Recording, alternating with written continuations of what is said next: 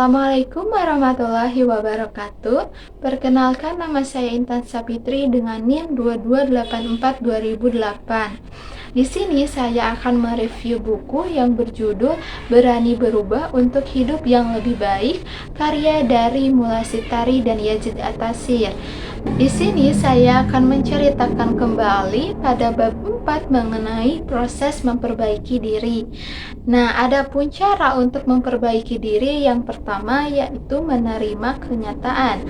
Menerima kenyataan adalah salah satu cara untuk menjadi pribadi yang tahu diri, yakni tahu kondisi yang sedang dialami. Seseorang yang mampu menerima kenyataan adalah orang yang senantiasa menyadari segala tindakan yang telah dilakukan. Nah, adapun cara untuk memperbaiki diri yang pertama yaitu selalu bersyukur apapun yang terjadi, baik itu buruk maupun hal-hal yang baik. Nah, yang kedua yaitu belajar untuk berlapang dada, yaitu belajar untuk ikhlas dan sabar menghadapi suatu cobaan. Dan yang ketiga yaitu move on dan sambutlah masa depan. Nah, jadikan masa lalu itu sebagai batu loncatan dan peringatan supaya masa depan yang kita nanti akan jalani itu tidak seperti masa lalu.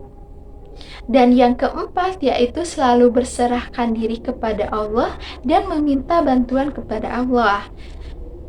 Dan langkah kedua dalam memperbaiki diri yaitu tentukan tujuan untuk diri kita sendiri. Nah, setiap orang itu mempunyai tujuannya masing-masing.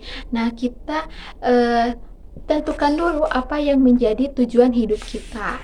Nah, adapun cara untuk menentukan tujuan yaitu dengan cara menanyai diri sendiri apa yang kita inginkan. Setelah itu mana prioritaskan yang terlebih dahulu, dan yang selanjutnya yaitu kita mewujudkan tujuan yang kita inginkan. Dan langkah ketiga dalam memperbaiki diri yaitu tentukan apa yang harus diubah.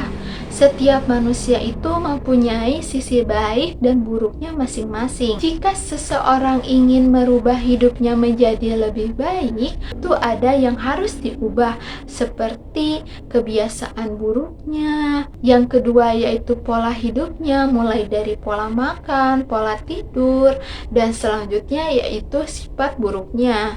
Langkah keempat dalam memperbaiki diri yaitu bertanggung jawab dan mengambil keputusan dalam menghadapi suatu masalah. Nah, kebanyakan di sini ketika kita menghadapi masalah, kita selalu kabur. Nah, selalu melarikan diri itu sangat tidak baik. Ketika kita melarikan diri, itu tidak akan menyelesaikan masalah. Adapun cara untuk melatih bertanggung jawab kita, yang pertama yaitu lakukan dengan hal-hal yang kecil seperti tugas dalam di keluarga, yaitu membersihkan rumah, mampu bertanggung jawab untuk dirinya sendiri. Dan yang kedua yaitu menyelesaikan tugas sekolah atau pekerjaan. Nah, seseorang yang memiliki tugas itu akan memiliki rasa tanggung jawab. Dengan memiliki tugas, yaitu seseorang bisa melatih bertanggung jawab.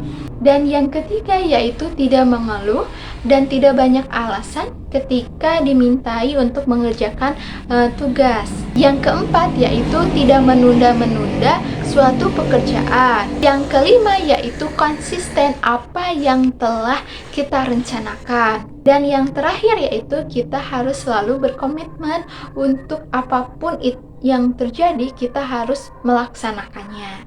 Nah, itulah cerita dari bab 4. Untuk cerita bab 5 di next video.